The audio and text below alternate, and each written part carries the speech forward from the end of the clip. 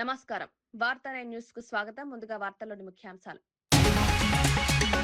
AI semi కండక్టర్లే భవిష్యత్తన్న Chandrababu, సాంకేతిక ఆధారిత అభివృద్ధితో ఏపీ ముందుకు, పెట్టుబడుల కోసం పారిశ్రామికవేత్తలకు పిలుపు, మోదీ నాయకత్వం దేశానికి అదృష్టమన్న సీఎం.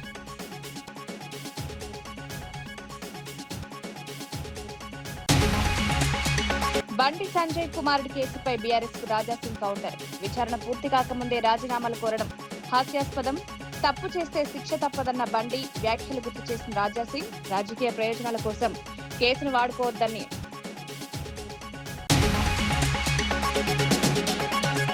2027 నాటికి పోలవరం పూర్తి చేస్తామన్న నిమ్మల రామానాయుడు, ప్రధాని చేతుల మీదుగా పోలవరాన్ని జాతికి అంకితం. వైఎస్ఆర్సీపీ నిర్లక్ష్యంతోనే పోలవరం ఆలస్యం, రైతులకు నీటి భద్రతే ప్రభుత్వ లక్ష్యం. ఇంటిగ్రేటెడ్ పాఠశాలల్లో భారీ అవినీతి జరిగిందన్న హరీష్, ప్రతి టెండర్లో కోట్ల రూపాయల అదనపు వ్యయం. విద్యాశాఖలో పెద్ద స్కామ్ జరిగిందంటూ ఆరోపణ. పాఠశాలల టెండర్లపై పూర్తి విచారణ చేయాలని డిమాండ్.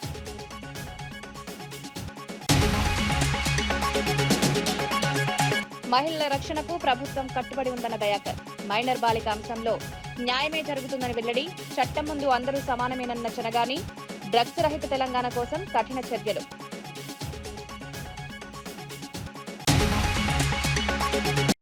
ఢిల్లీలో జరిగిన సిఐఐ వార్షిక సదస్సులో పాల్గొన్న సీఎం చంద్రబాబు నాయుడు కీలక వ్యాఖ్యలు చేశారు. భారత్ ప్రస్తుతం చారిత్రాత్మక ఆర్థిక సంస్కరణల దిశగా ముందుకు సాగుతోందన్నారు. ఏఐ, క్వాంటమ్ కంప్యూటింగ్, సెమీ కండక్టర్లు వంటి రంగాలే భవిష్యత్తును శాసిస్తాయని పేర్కొన్నారు. ప్రధాని మోదీ వంటి నాయకత్వం దేశానికి అదృష్టమన్నారు. ఆంధ్రప్రదేశ్ అభివృద్ధికి తన వద్ద స్పష్టమైన ఎజెండా ఉందని తెలిపారు. రాష్ట్రంలో పెట్టుబడులు పెట్టేందుకు పారిశ్రామికవేత్తలు ముందుకు రావాలని కోరారు. సాంకేతిక ఆధారిత అభివృద్ధితో రాష్ట్రాన్ని ముందుకు తీసుకెళ్తామని చంద్రబాబు వివరించారు.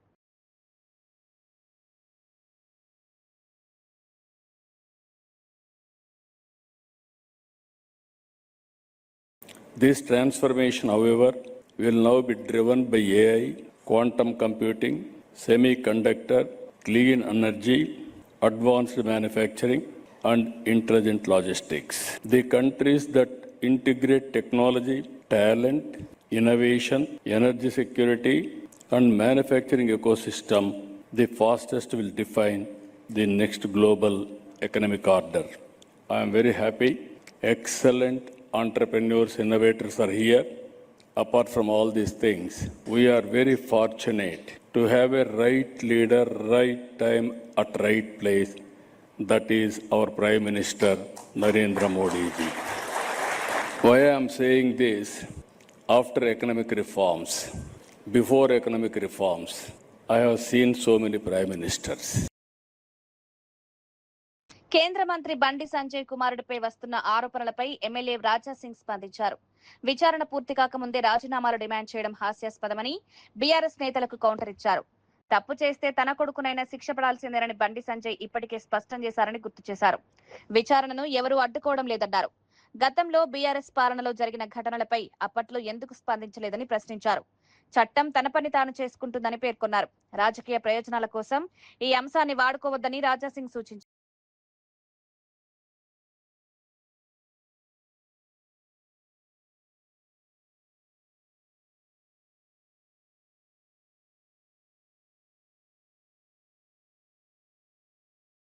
టూ డేస్ నుంచి మనం చూస్తున్నాం భారతీయ జనతా పార్టీ పైన కామెంట్ గాని, అదే విధంగా బండి సంజయ్ గారు కేంద్ర మంత్రి ఆయన పైన కామెంట్ గాని చాలా ఎక్కువనే ఈ బీఆర్ఎస్ నేతలు, ఇప్పుడు కాంగ్రెస్ నేతలు స్టార్ట్ చేస్తున్నారు. కామెంట్ ఏ విధంగా చేస్తున్నారు అంటే, బండి సంజయ్ గారు కొడుకు ఒక తప్పు చేసిండు, అది తప్పు చేసిండా లేదా, ఆల్రెడీ ఎస్ఐటి ఒక ఏర్పాటు చేసినారు. ఈ ఎస్ఐటి పెట్టిన తర్వాత ఎంక్వైరీలో అసలు వాస్తవం ఏంది అది మొత్తం బయటికి వచ్చేస్తుంది. కానీ ఇంకా ఎంక్వైరీ కూడా స్టార్ట్ కాలేదు. ఇవాళనే రేవంత్ రెడ్డి గారు డీజీపీ గారితోని, కమిషనర్ గారితోని మాట్లాడి అసలు బండి సంజయ్ కొడుకు కేసు ఏంది వివరాలు కూడా మన ముఖ్యమంత్రి గారు తీసుకున్నారు. రాష్ట్రాన్ని కరువు రహితంగా మార్చడంలో పోలవరం ప్రాజెక్టు కీలకమని మంత్రి నిమ్మల రామానాయుడు అన్నారు. కేంద్ర ప్రభుత్వ సహకారంతో 2027 జూన్ నాటికి పోలవరం ప్రాజెక్టును పూర్తి చేసి ప్రధాని చేతుల మీదుగా జాతికి అంకితం చేస్తామని తెలిపారు. గత వైఎస్ఆర్సీపీ ప్రభుత్వం నిర్లక్ష్యం, అవినీతి వల్ల ప్రాజెక్టు ఆలస్యమైందని విమర్శించారు. తుంగభద్ర గేట్ల పునర్నిర్మాణం, డయాఫ్రామ్ వాల్ పనులు రికార్డు సమయంలో పూర్తి చేస్తున్నామన్నారు. గోదావరి, కావేరీ నదుల అనుసంధానంపై కూడా ప్రణాళికలు సిద్ధం చేస్తున్నామని వెల్లడించారు. రైతులకు దీర్ఘకాలిక నీటి భద్రత కల్పించడమే ప్రభుత్వ లక్ష్యమని పేర్కొన్నారు. నీటిపారుదలకి అత్యంత ప్రాధాన్యత ఇరిగేషన్కి ఇస్తున్న విషయం మీ అందరికీ తెలుసు. అందులో భాగంగానే మొన్న కూటమి ప్రభుత్వం అధికారంలోకి వచ్చిన తర్వాత మరి ఈ యొక్క 24 నెలల పరిపాలనా కాలంలో చంద్రబాబు నాయుడు గారు ఢిల్లీ వచ్చినప్పుడు కూడా ప్రత్యేకించి పాటిల్ గారి కేంద్ర జలశక్తి మంత్రివర్యులతో కూడా పలు దఫాలుగా ఆయనతో సమావేశమవుతూ ఆంధ్రప్రదేశ్ రాష్ట్రంలో సాగునీటి రంగానికి మరింత ఊతమిచ్చేటువంటి విధంగా కేంద్ర సహాయ సహకారాలను ఎప్పటికప్పుడు అభ్యర్థిస్తూ అందులో భాగంగానే ఈరోజు కూడా కేంద్ర జలశక్తి మరి పాటిల్ గారితో చంద్రబాబు నాయుడు గారు కూడా ఒక మంచి వాతావరణంలో ఈ యొక్క ఆంధ్రప్రదేశ్ రాష్ట్రం వైపు నుంచి ఏవైతే ఈ యొక్క నీటిపారుదలకు సంబంధించినటువంటి విషయాలు ఉన్నాయో వాటన్నిటిపైన కూడా మంచి వాతావరణంలో కూలంకషంగా చర్చించడం జరిగింది. అందులో ప్రధానంగా పోలవరం ప్రాజెక్టు ఆంధ్రప్రదేశ్ రాష్ట్రాన్ని భవిష్యత్తులో ఒక కరువు రహిత రాష్ట్రంగా మార్చేటువంటి జాతీయ ప్రాజెక్టు పోలవరం ప్రాజెక్టు కేంద్రం అందిస్తున్నటువంటి సహకారానికి ధన్యవాదాలు తెలియజేసుకుంటూ ఏదైతే కేంద్రం అదేవిధంగా పీపీఏ సిడబ్ల్యూసి నిర్దేశించినటువంటి కాలం 2027 జూన్ కల్లా పోలవరాన్ని పూర్తి చేస్తామనే విషయాన్ని కూడా ఈరోజు మరి ముఖ్యమంత్రి గారు కూడా జలశక్తి మంత్రి గారితో కూడా మాట్లాడడం జరిగింది.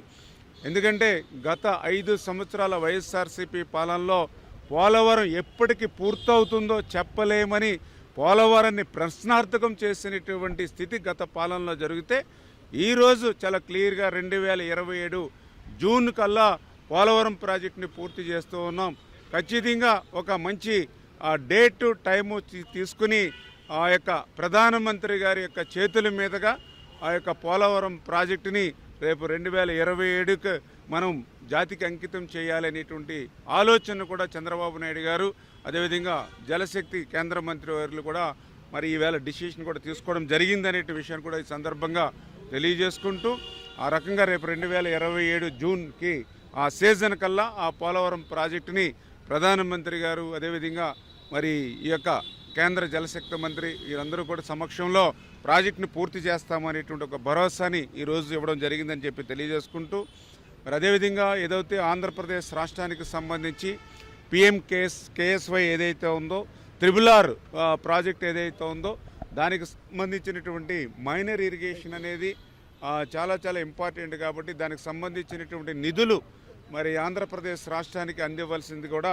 ఈరోజు ముఖ్యమంత్రి గారు కోరడం జరిగిందని చెప్పి తెలియజేస్తూ ఉన్నాం.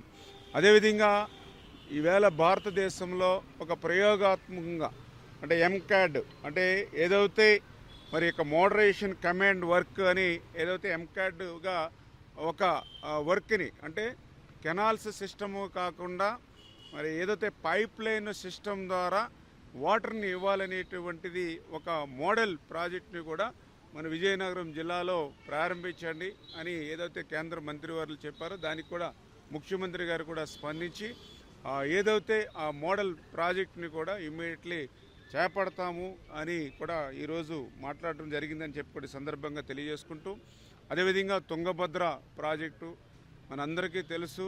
మరి ప్రత్యేకించి ఆంధ్రప్రదేశ్ రాష్ట్రంలో రాయలసీమకు కూడా తుంగభద్ర అనేది చాలా ఒక వరప్రసాదంగా ఉంటుంది. అటువంటి తుంగభద్రకు సంబంధించినటువంటి గేట్లన్నీ కూడా ప్రమాదభరితంగా ఉంటే గత 5 సంవత్సరాల వైసీపీ పాలనలో కనీసం దాన్ని పట్టించుకునేటువంటి పాపాన లేదు. యొక్క పాపం ఫలితమే గత సంవత్సరం 19వ గేటు ఆ రోజు కొట్టుకుపోయినటువంటి స్థితిలో ఆ రోజు కూడా చంద్రబాబు నాయుడు గారి చొరవ తీసుకుని కన్నమనాయుడు గారిని కూడా సైతం అక్కడ పంపించి ఆ 19వ గేటు చరిత్రలో ఎక్కడా లేనటువంటి విధంగా వాటర్ ఫ్లో ఉండగానే మరి స్టాప్ లాక్ గేట్ని బిగించడం ద్వారా దగ్గర 50 టీఎంసీ నీటిని ఆ రోజు మనం సేవ్ చేయగలిగాం.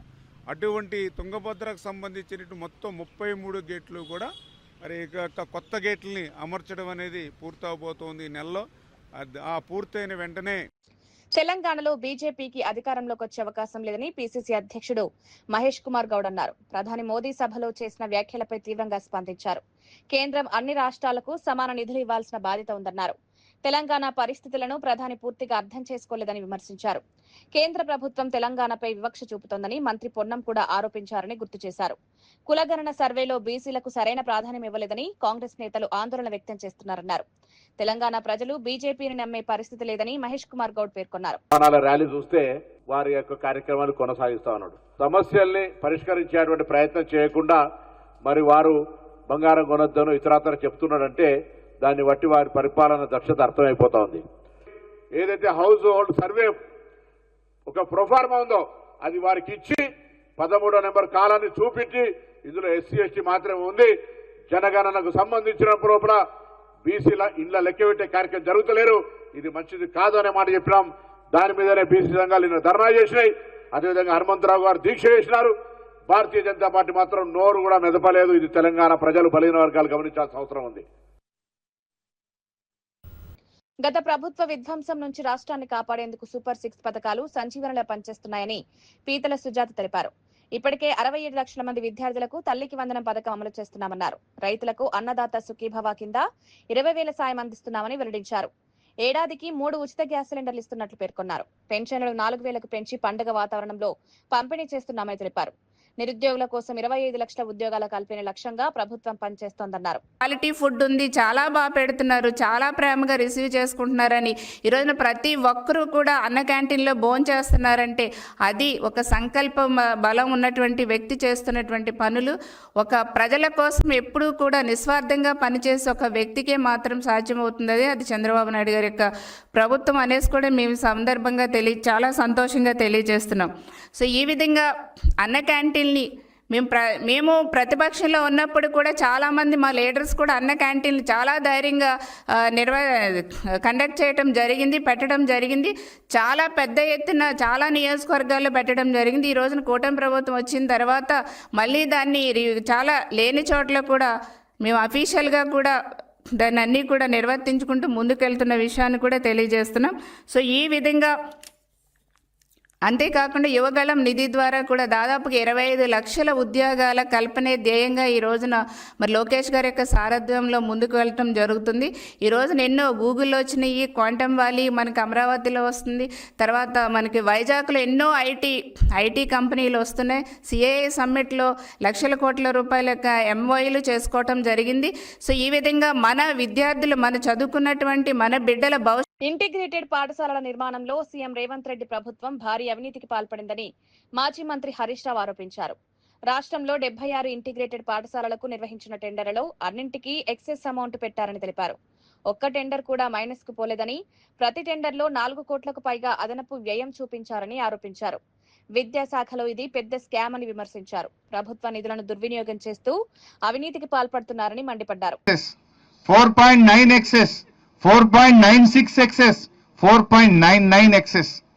ఇది 76 స్కూళ్ళ లిస్టు రిలీజ్ చేస్తున్నా. ఏ స్కూల్ ఏ కంపెనీకి దక్కింది, ఏ స్కూల్ ఎంత ఎక్సెస్ పోయింది, మొత్తం కూడా ఈ స్కూళ్ళ పేరిట కూడా పెద్ద ఎత్తున దోపిడీకి పాల్పడ్డారు. ఎక్సెస్ అమౌంటే 494 కోట్ల 1 లక్ష రూపాయలు. ఎక్సెస్ మీద పోయిందే 494 కోట్ల 1 లక్ష రూపాయలు ఎక్సెస్ పోయింది. అంటే ఎంత అవినీతికి పాల్పడుతున్నారు. అంటే ఒక్క టెండర్ అయినా మైనస్ పోదా? 76 స్కూల్ టెండర్ పిలిస్తే ఒకటైనా 1% ఎక్సెస్, 1% మైనస్, 4% మైనస్, లేదా 2% ఎక్సెస్, 3% ఎక్సెస్ ఉండద్దా? అన్ని స్కూళ్ళు 4.96 ఎక్సెస్, అన్ని స్కూళ్ళు 4.86 ఎక్సెస్. ఈ నర్సంపేట స్కూల్ కూడా ఎంత పోయిందంటే ఎక్సెస్, నర్సంపేట ప్యాకేజ్ 8 ఇది 4.86 ఎక్సెస్. 136 కోట్లు ఉంటే 142 కోట్లు అయింది. ఇది కూడా 4.86 ఎక్సెస్ పోయింది. అంటే ఇదంతా విద్యాశాఖలో రేవంత్ రెడ్డి కనుసన్నల్లో జరిగిన స్కామ్. దీన్ని కూడా బయట పెడతా ఉన్నాం. 76 స్కూళ్ళు అన్ని కూడా తన అనుయాయులకు 4.96% ఎక్సెస్ లో దాదాపు 500 కోట్ల ప్రభుత్వ ధనాన్ని లూటీ చేసిండ్రు. ఈ స్కూళ్ళకు సంబంధించి కూడా ఒక రిటైర్డ్ అధికారిని చీఫ్ ఇంజనీర్ గా నియమించి, ఆ రిటైర్డ్ అధికారులు అయితే తమ చెప్పు చేతుల్లో ఉంటారని రిటైర్డ్ చీఫ్ ఇంజనీర్ ను పెట్టి స్కూళ్ళ టెండర్లు చేసి మొత్తం 4.96 ఎక్సెస్ కి ఇచ్చి 500 కోట్లు లూటీ చేసింది ఇవాళ రేవంత్ రెడ్డి ప్రభుత్వం. విద్యాశాఖ మంత్రి ఆయన్నే, ముఖ్యమంత్రి ఆయన్నే. ఇటు స్కూళ్లను లూటీ చేసిండ్రు. స్కూళ్ల పేరిట దేవాలయాలను కూల్చి గుప్త నిధులను కూడా లూటీ చేసే కుట్ర చేస్తా ఉన్నారు. టెక్కలి ప్రభుత్వ ఆసుపత్రి దుస్థితిపై ఎమ్మెల్సీ దువ్వాడ శ్రీనివాస్ తనిఖీలు నిర్వహించారు. ఆసుపత్రిలో రోగులు ఎదుర్కొంటున్న ఇబ్బందులను పరిశీలించారు. ఫైళ్లపై చూపిస్తున్న శ్రద్ధ ప్రజారోగ్యంపై ఎందుకు చూపించడం లేదని మంత్రి అచ్చెన్నాయుడును ప్రశ్నించారు. మీ ఇలాఖాలోనే రోగులు అల్లాడుతుంటే ప్రభుత్వం ఏం చేస్తోందని మండిపడ్డారు. వైద్య సేవలు, సిబ్బంది కొరత, సదుపాయాల లోపాలపై అధికారులను నిలదీశారు. ప్రజలకు మెరుగైన వైద్యం అందించడంలో ప్రభుత్వం విఫలమైందని విమర్శించారు. కనీసం నీటి సరఫరా లేదు కదా. నేనిచ్చిన ఒక్క బోర్డుతోనే ఈ ఆసుపత్రి నిర్వాహకం జరుగుతుంది కదా. దిక్కుమాలిన స్థితిలో ఉన్నారా? మంత్రి నిద్రపోతున్నాడా? గాడిదలు కాస్తున్నాడా? అసలు మంత్రి అహంకారంతో రెచ్చిపోతున్నాడు. వాళ్ళింట్లోనే కేంద్ర మంత్రి, వాళ్ళింట్లోనే రాష్ట్ర మంత్రి. మాకెవడేం పీకుతాడు? మాకెవడైనా ఏం చేయగలడు? మా ఇష్టం. వచ్చేవాడికి చిరాకు పట్టం. నువ్వెందుకు వచ్చారా, బయటకు పోరా అంటాం. ప్రజల సమస్యలు పరిష్కరించడానికి, ప్రజల సమస్యల కోసం వస్తే పట్టించుకునే నాదుడే ఈ రోజు లేడు టీడీపీలో, కూటమి ప్రభుత్వంలో. ఈ దుర్మార్గమైన పరిస్థితుల్లో ప్రజలందరూ ఇచ్చినటువంటి వినతుల మేరకు నేను ఈ రోజు హాస్పిటల్కి వచ్చి చెక్ చేశాను. ప్రతి వార్డు చెక్ చేశాను. ప్రతి పేషెంట్ ని నేను స్వయంగా వెళ్ళి కలుసుకున్నాను. ప్రతి డాక్టర్ తో కూడా మాట్లాడాను. డిసిహెచ్ గారు కూడా వచ్చారు. సుమారు 153 మంది ఉండవలసినటువంటి స్టాఫ్ ఈ రోజు 34 మంది కనీసం లేరు. నర్సింగ్ స్టాఫ్ అయితే పూర్తిగా లేరు. కార్డియాలజీ విభాగానికి సంబంధించి డాక్టర్లే లేరు.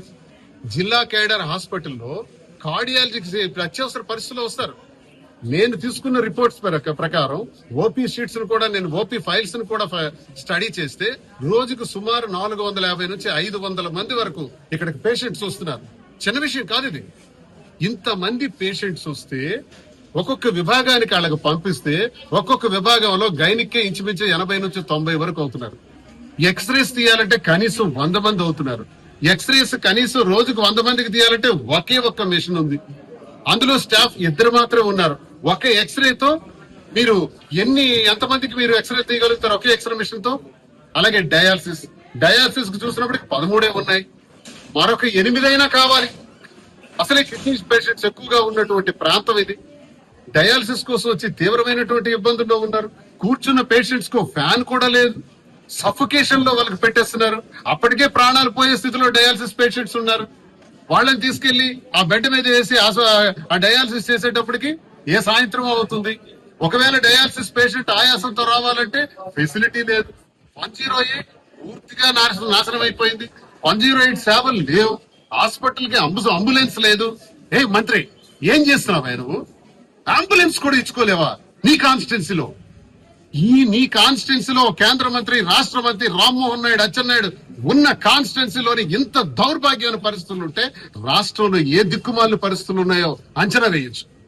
ఆరోగ్యశ్రీ 3228 రకాల రోగాలకి జగన్మోహన్ రెడ్డి గారు వెన్నుపూస వ్యాధి వచ్చినా, కార్డియాక్ ప్రాబ్లం వచ్చినా, ట్రామాలో ఏవైనా ఫ్రాక్చర్స్ అయినా, ఆఖరి కాక్లియర్ ఇంప్లాంటేషన్ లాంటి డిసీజులు వచ్చినా 7.5 లక్షల రూపాయలు ఖర్చు అయినా. సంగారెడ్డి పట్టణంలో 50 మంది చిన్నారులకు కాంగ్రెస్ నేత జగ్గారెడ్డి సైకిళ్లు పంపిణీ చేశారు. వేసవి సెలవుల్లో ఆరోగ్యం జాగ్రత్తగా కాపాడుకోవాలని పిల్లలకు సూచించారు. ఎండలో సైకిళ్లు తొక్కొద్దని హెచ్చరించారు. కార్యాలయంలో పేర్లు నమోదు చేసుకున్న చిన్నారులకు విడతల వారీగా సైకిళ్ల పంపిణీ కొనసాగుతుందని తెలిపారు. ఇప్పటి వరకు 320 సైకిళ్లు పంపిణీ పూర్తి చేసినట్లు వెల్లడించారు. మరో 600 సైకిళ్ల పంపిణీకి ఏర్పాట్లు చేస్తున్నామని చెప్పారు. ఈ కార్యక్రమంలో కాంగ్రెస్ పార్టీ నాయకులు, స్థానిక కార్యకర్తలు పాల్గొన్నారు. చిన్నారుల ఆరోగ్యం, ఆనందం కోసం ఈ కార్యక్రమం నిర్వహిస్తున్నామని జగ్గారెడ్డి పేర్కొన్నారు.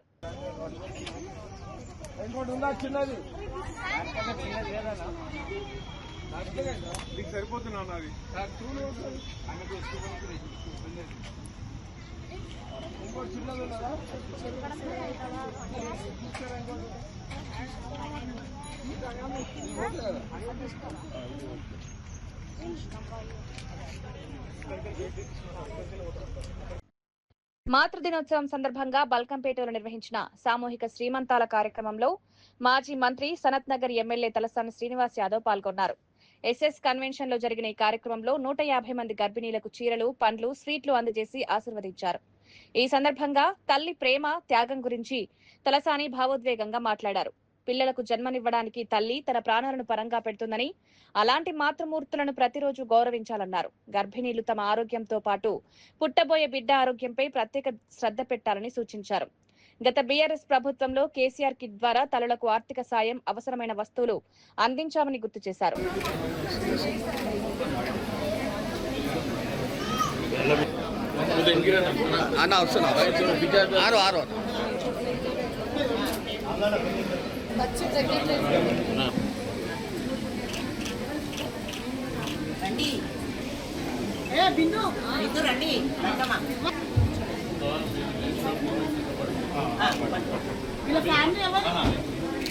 సార్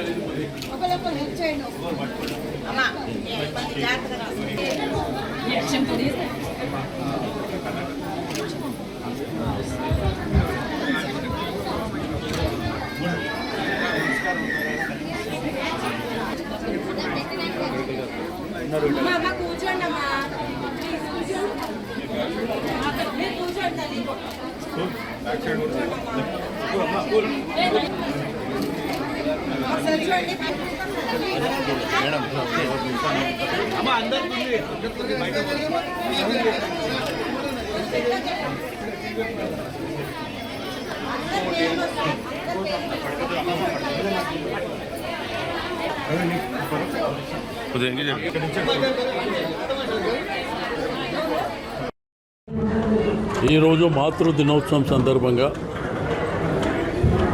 ఒక గొప్ప కార్యక్రమానికి, సమాజంలో తల్లి లేకపోతే సమాజమే లేదు. తల్లిని గౌరవించవలసినటువంటి అవసరం ప్రతి వ్యక్తికి ఉంటుంది. ఈరోజు ఇంత అద్భుతమైనటువంటి కార్యక్రమానికి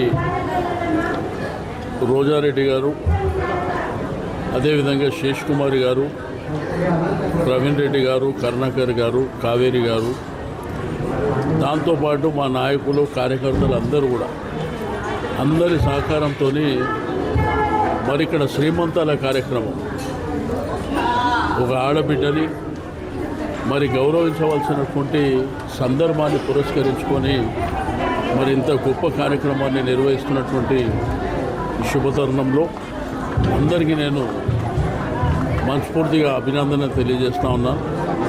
ఈరోజు సమాజంలో తల్లి అనేది ప్రధాన. బండి భగీరథపై నమోదైన ఫోక్సో కేసులో విచారణ వేగం అందుకుంది. ఈ కేసు సంబంధంగా భగీరథపేట బషీరాబాద్ పోలీస్ స్టేషన్ కు హాజరయ్యారు. సీఎం రేవంత్ రెడ్డి ఆదేశాలతో విచారణను వేగవంతం చేసినట్లు సమాచారం. Kukatpally DCP Ritiraj Gaikwad police station కు చేరుకుని విచారణను పర్యవేక్షించారు. కేసుకు సంబంధించిన అన్ని ఆధారాలను సేకరిస్తూ పోలీసులు దర్యాప్తు కొనసాగిస్తున్నారు. ఈ వ్యవహారం రాష్ట్ర వ్యాప్తంగా రాజకీయ చర్చకు దారితీస్తుంది.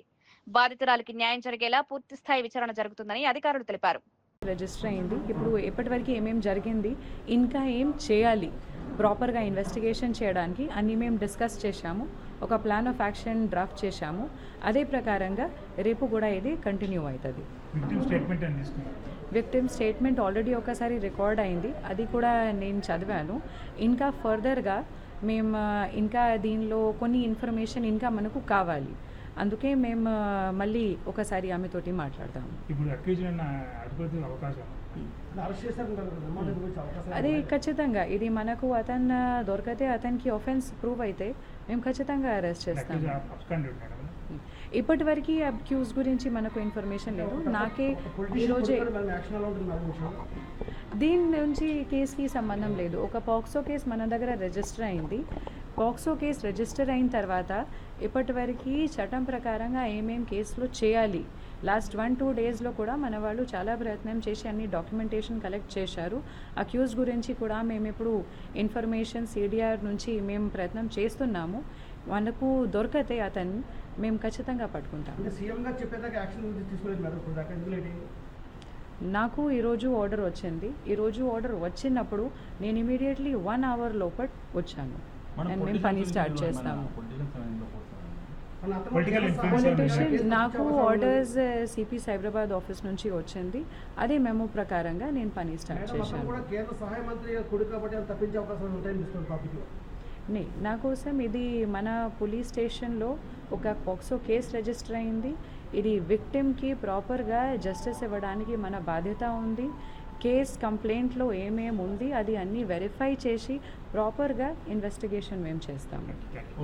ముఖ్యమంత్రి రేవంత్ రెడ్డి నాయకత్వంలోని ప్రజాప్రభుత్వం మహిళల రక్షణకు అత్యంత ప్రాధాన్యత ఇస్తోందని TPCC general secretary Chenagani Dayakar తెలిపారు. మైనర్ బాలిక అంశంలో ప్రభుత్వం పోలీస్ వ్యవస్థ పూర్తి న్యాయం వైపే నిలుస్తుందని స్పష్టం చేశారు. గత బీఆర్ఎస్ పాలనలో డబ్బు అధికారం ఉన్న వారికి అండగా నిలిచారని విమర్శించారు. ప్రస్తుతం చట్టం ముందు అందరూ సమానమన్నారు. తెలంగాణ పోలీస్ వ్యవస్థ సమర్థంగా పనిచేస్తోందని అన్నారు. చిల్లర మాటలు మానుకోవాలని కూడా విజ్ఞప్తి చేస్తా ఉన్నాను. ఐపీఎస్ గా పనిచేసిన ఆర్ఎస్ ప్రవీణ్ కుమార్ గారు తనొక్కడే చట్టం తెలిసిన వ్యక్తిలాగా మాట్లాడుతుంటే చాలా సిగ్గేస్తా ఉంది. ఐపీఎస్ గా పనిచేసినటువంటి రోజులలో తన సామాజిక వర్గం దళితులకు కూడా న్యాయం కోసం వస్తే కూడా దళార్లకు అమ్ముడుపోయినటువంటి వ్యక్తి ఈరోజు ప్రభుత్వం గురించి మాట్లాడితే చాలా సిగ్గనిపిస్తా ఉంది. ఇవాళ పక్కన ఉన్నటువంటి తమిళనాడు రాష్ట్రం ఇవాళ ప్రజాపాలన గురించి రేవంత్ రెడ్డి గారి పాలనను ఆదర్శంగా తీసుకొని ఇవాళ మహిళలకు అంశంలో కావచ్చు, డ్రగ్స్ అంశంలో కావచ్చు, పేదలకు అందిస్తున్నటువంటి 200 యూనిట్ల కరెంట్ అంశంలో కావచ్చు, ప్రజాపాలన ఆదర్శంగా తీసుకొని ఇవాళ కేరళ రాష్ట్రం కావచ్చు, పక్కన ఉన్నటువంటి తమిళనాడు రాష్ట్రాలు ఇవాళ ఆదర్శంగా తీసుకునే పరిస్థితి కనపడతా ఉన్నాయి. ఇవాళ తెలంగాణ పోలీస్ వ్యవస్థ అత్యంత శక్తివంతంగా పనిచేస్తూ ఉంది. ఇవాళ బీఆర్ఎస్ హాయంలో ఇవాళ దళార్లకు, ఇవాళ పెత్తందారులకు, పెద్దోళ్లకు, పైసలున్నోళ్ళగా అమ్ముడుపోయినట్లా కాదు. ఇవాళ చిన్న అయినా పెద్ద అయినా డబ్బులున్నైనా సామాన్యుడైనా ధర్మం వైపు, న్యాయం వైపు పోలీస్ వ్యవస్థ పనిచేస్తూ ఉంది. ఇది ముఖ్యమంత్రి రేవంత్ రెడ్డి గారి పాలన అనే విషయాన్ని మరొకసారి గుర్తు తెచ్చుకోవాలి. ఇవాళ తెలంగాణ రాష్ట్రంలో డ్రగ్స్ ఫ్రీ నగరంగా చేసినటువంటి ఘనత గౌరవ ముఖ్యమంత్రి రేవంత్ రెడ్డి గారికి దక్కిందనే విషయాన్ని మరొకసారి గుర్తు చేస్తా ఉన్నాం. కాబట్టి మైనర్ బాలిక అంశంలో ప్రభుత్వం, పోలీసులు ధర్మం వైపు, న్యాయం వైపే ఉంటది. చట్టానికి ఎవరు కూడా అతిథులు కారనే విషయాన్ని గుర్తు తెచ్చుకోవాలి. ముఖ్యమంత్రి గారు ఈ రోజే ఇవాళ రితిరాజు గారు డీసీపీ కుకట్పల్లి గారి ఆధ్వర్యంలో ఒక సిట్ను కూడా ఏర్పాటు చేసి ఇవాళ దర్యాప్తును కూడా వేగవంతం చేస్తా ఉన్నారు. ఇది ప్రజల కోసం పనిచేసే ప్రభుత్వం, మహిళల రక్షణ కోసం పనిచేసే ప్రభుత్వం, యువత భవిష్యత్తు నిలబెట్టే ప్రభుత్వం అని కూడా ఈ సందర్భంగా కోరుతా ఉన్నాను. దయచేసి బీఆర్ఎస్ నాయకులారా పిచ్చి మాటలు, గాలి మాటలు, చిల్లర మాటలు మానుకుంటే మంచిది. ప్రజల కోసం జవాబుదారీ పాలనలాగా 24 గంటలు ప్రజల కోసం పనిచేసేది ఇలా ప్రజా ప్రభుత్వం, ప్రజాపాలన, ముఖ్యమంత్రి రేవంత్ రెడ్డి గారి ప్రభుత్వం. ఇవాళ దేశానికి ఒక ఇవి ఈనాటి వార్తా విశేషాలు. మరో బులెటిన్లో మళ్ళీ కలుద్దాం. నమస్కారం.